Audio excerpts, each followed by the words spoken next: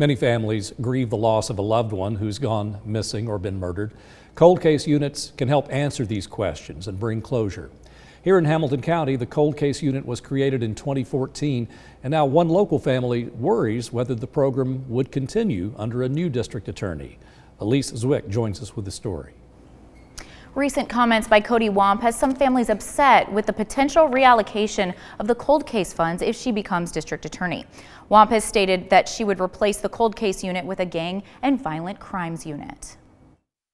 In 1997, Jolene and David Getch's sons, Sean and Donnie Getchis, were murdered in Hamilton County.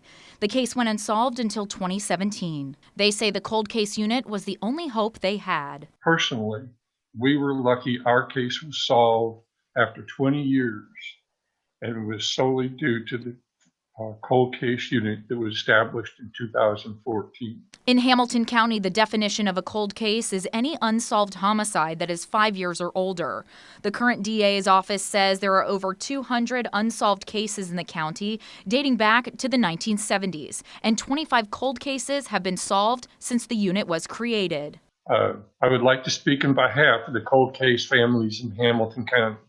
Recently, there have been reports and discussions about removing the cold case unit from the DA's office or eliminating the cold case unit altogether.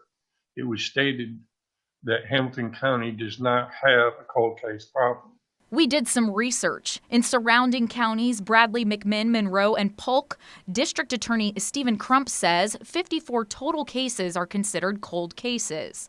The population of those counties combined is 224,800. And Hamilton County, the population is 367,804. That's 165,000 more. I believe it's important that there remain a cold case unit in Hamilton County, not just for the 200 grieving families, but for protection of the citizens in this area. The Getchis family says they are concerned with potential reallocation of funds as they have dealt with not having a specific cold case unit in the past. We went through the problem of the police department not having dedicated resources. The sheriff's department didn't have dedicated resources. And there was no one really working on cold cases. And this was the history of cold cases in Hamilton County. We reached out to DA candidate Cody Womp for her response on her recent comments. In a statement, she said in part, "First, let me be very clear. The investigation of cold cases is extremely valuable."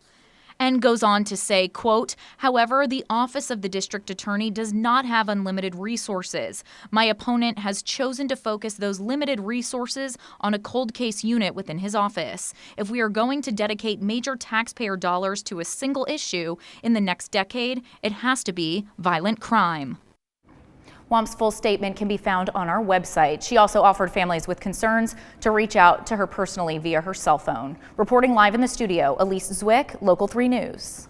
Thank you, Elise. District Attorney Pinkston's office says if he is reelected, the cold case crime unit will continue.